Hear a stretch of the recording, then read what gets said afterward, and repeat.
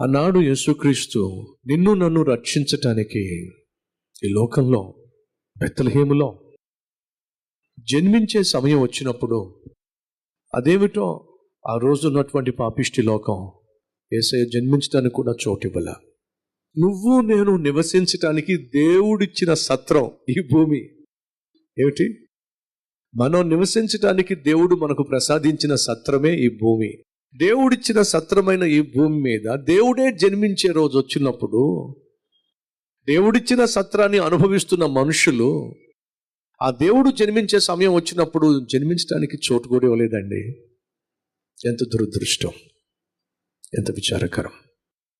ఆనాడు సత్రంలో లోకరక్షకునికి చోటు లేదు. ఇప్పుడు నిన్ను దేవుడే నిర్మించాడు. దేవుడు నిన్ను నిర్మించినప్పుడు నీలో నివసించాలి అని చెప్పి హృదయము అనే గది నిర్మించాడు. మీకు తెలుసా అండి, ఇది దేవాలయము. ఎవరికి దేవాలయం చెప్పండి? నీ దేహము దేవుని ఆలయమని మీరు ఎరుగరా? అనగా మీ దేహము దేవుని ఆలయము.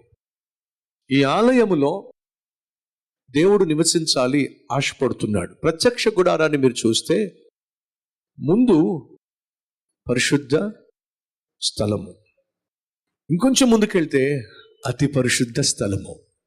మొత్తం కలిపి ఏమని పిలుస్తున్నాం మనం? మొత్తం కలిపి టెంపుల్ అని పిలుస్తున్నాం. ప్రత్యక్ష గుడారము, దేవుని మందిరము అని పిలుస్తున్నాం. ఆ మందిరంలో రెండు భాగాలు, ఒకటి పరిశుద్ధ స్థలము, రెండు అతి పరిశుద్ధ స్థలము. రైట్? ఇప్పుడు ఈ శరీరాన్ని ఏమని పిలుస్తున్నాం? దేవుని ఆలయము. ఈ శరీరంలో రెండు భాగాలు ఉన్నాయి. ఒకటి దేహము పరిశుద్ధ స్థలము, హృదయము అతి పరిశుద్ధ స్థలము. ఈ హృదయములోనే దేవుడు నివసించే స్థలము. ఏ రీతిగా దేవుని మందిరంలో అతి పరిశుద్ధ స్థలంలో దేవుడు నివసిస్తాడో అలాగే నీ దేహము అనే ఈ దేవాలయములో దేవుడు నివసించే అతి పరిశుద్ధ స్థలము నీ హృదయము. ఈ హృదయము నీది కాదు, అది దేవుడు నివసించే స్థలము. ఆనాడు యేసుక్రీస్తు ఈ లోకంలో జన్మించే సమయం వచ్చినప్పుడు కనీసం ఆయన జన్మించటానికి కూడా ఈ లోకంలో చోటివ్వల మనిషి. కానీ ఆ ప్రశ్న ఏమిటంటే, నిన్ను సృష్టించిన, తాను ఉండడానికి నియమించిన, నిర్మించిన హృదయము అనే దేవుని అతి పరిశుద్ధ స్థలంలో ఈరోజు దేవుడు ఉన్నాడా? అనగా నీ హృదయములో ఈరోజు దేవునికి చోటిచ్చావా? క్రిస్మస్ క్రిస్మస్ క్రిస్మస్ అని పండుగ చేసుకుంటున్నావు. దయచేసి గమనించు, క్రీస్తుని హృదయంలో ఉదయించకుండా క్రిస్మస్ పండుగ చేసుకోలేవు.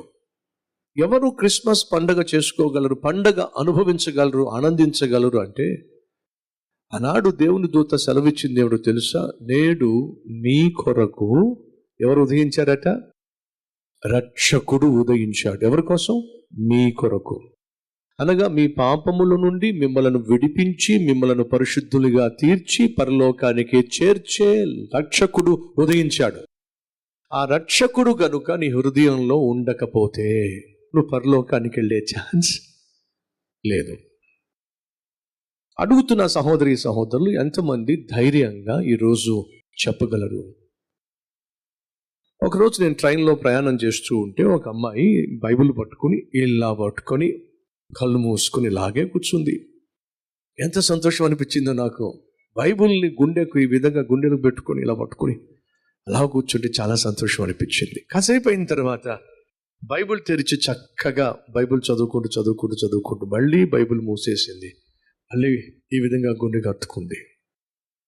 నాకు చాలా అంటే చాలా సంతోషం. అలా చూస్తూ ఉన్నా. ఈ రోజుల్లో కూడా యవ్వన ప్రాయంలో బైబిల్ని ఇంతగా ప్రేమించే వాళ్ళు ఉన్నారా అని చెప్పి ఒక కంట నేను గమనిస్తూనే ఉన్నా.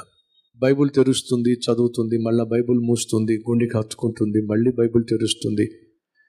ఎంత చూడముచ్చటగా ఉందో ఆ దృశ్యం. అదే సమయంలో మళ్ళా బైబిల్ తెరిస్తే ఆ బైబిల్లో ఉన్నటువంటి ఒక ఫోటో కింద పడింది. తీరా చూస్తే అది దాని బాయ్ ఫ్రెండ్ ఫోటో. ఎవరి ఫోటో? ఆ పనికిమాలిన దాని బాయ్ ఫ్రెండ్ ఫోటో. అది తెరుస్తుంది, బైబిల్ని తెరుస్తుంది, బైబిల్ చదవటానికి కాదు, ఆ పనికిమాలోని చూడడానికి. నేనేమో ఆ మూల కూర్చొని ఎంత చక్కగా బైబిల్ తెరుస్తుంది, ఎంత చక్కగా బైబిల్ చదువుతుంది, మళ్ళీ మూస్తుంది, మళ్ళీ ఈ విధంగా హత్తుకుంటుంది. ఆ పనికి మళ్ళీ హత్తుకుంటుంది, బైబిల్ని కాదు, బైబిల్లో దాచిపెట్టిన పనికి మళ్ళీ వాడిని హత్తుకుంటుంది. ఇప్పుడు నా ప్రశ్న ఏమిటంటే, తన గుండెల్లో దేవుడు ఉన్నాడంటాడా, లేకపోతే ఆ పనికి మళ్ళోడు ఉన్నాడంటారా? మీరే చెప్పాలి, ఎవరున్నారు? ఇప్పుడు నా ప్రశ్న ఏమిటంటే, ఒకవేళ మీ గుండెను తెరిస్తే ఎవరు కనిపిస్తారు? ఆలోచన. అమ్మ చెల్లెళ్ళలో ఎవరు కనిపిస్తారు? కొంతమందికి 2-3 కనిపిస్తారు. వాడేమో స్కూల్ ఫ్రెండ్ అంట, ఇంకొకటేమో కాలేజీ ఫ్రెండ్ అంట, ఇంకొకటేమో చర్చిలో ఫ్రెండ్ అంట. ఉన్నారు అలాంటి వాళ్ళు? నీ గుండెలో ఉండాల్సింది బాయ్ ఫ్రెండ్స్ కాదు, నీ గుండెలో ఉండాల్సింది గర్ల్ ఫ్రెండ్స్ కాదు, గుండెల్లో ఉండాల్సింది పక్కింటిది కాదు, ఎదురింటిది కాదు. నీ గుండెల్లో ఉండాల్సింది కోపము, ద్వేషము కాదు. నీ గుండెల్లో ఉండాల్సింది అసూయ, అపవిత్రత కాదు. నీ గుండెల్లో ఉండాల్సింది అపవిత్రమైన వ్యభిచారపు తలంపులు కాదు. నీ గుండెల్లో ఉండాల్సింది కక్ష, ద్వేషము, పగ, మత్సరము కాదు. నీ గుండెల్లో ఉండాల్సింది నిన్ను సృష్టించిన దేవుడు మాత్రమే. అయితే ఈరోజు మీ హృదయము యేసయ్యకు తెరవండి. హృదయపూర్వకంగా యేసయ్యను మీ గుండెల్లోనికి ఆహ్వానించండి. ఆయన హృదయంలో అడుగు పెట్టాడు అంటే చాలు, నీలో ఉన్న ప్రతి విధమైనటువంటి చీకటి పారిపోతుంది, అపవిత్రత పారిపోతుంది, అశాంతి పారిపోతుంది, అసంతృప్తి పారిపోతుంది, అసమాధానం పారిపోతుంది, అన్యాయము, అక్రమము పారిపోతుంది. నీ జీవితంలో క్రీస్తు ప్రేమ, క్రీస్తు క్షమ, క్రీస్తు సమాధానము, క్రీస్తు సంతోషము సమృద్ధిగా నీ హృదయం అంతా నిండిపోతుంది. ఒక మంచి మనిషిగా నువ్వు బతుకుతావు, సమాజానికి ఆదర్శంగా మారుతావు. ఈరోజు ఎవరైనా ఉన్నానా? యేసుక్రీస్తును నా హృదయంలోనికి హృదయపూర్వకంగా ఆహ్వానిస్తున్నాను, నా గుండెల్లోకి రమ్మని పిలుస్తున్నాను, క్రిస్మస్ కానుకగా నా జీవితాన్ని యేసయ్యకి అంకితం చేస్తున్నాను అన్నవారు ఉంటే మీ హస్తాన్ని చూపిస్తారా?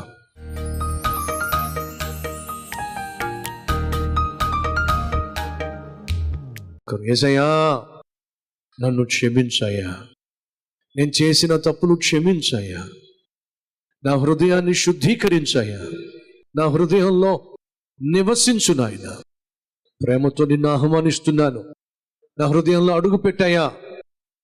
ఇది మొదలుకొని నా రక్షకునిగా నన్ను నడిపించాయా, నా పేరు జీవగ్రంథంలో లిఖింప చేయ్యా. నేను కన్నుమూస్తే పరలోకంలో కళ్ళు తెరిచే భాగ్యం దయచేయ్యా. నా ప్రార్థన ఆలకించినందుకు వందనాలయ్యా. ఆమేన్.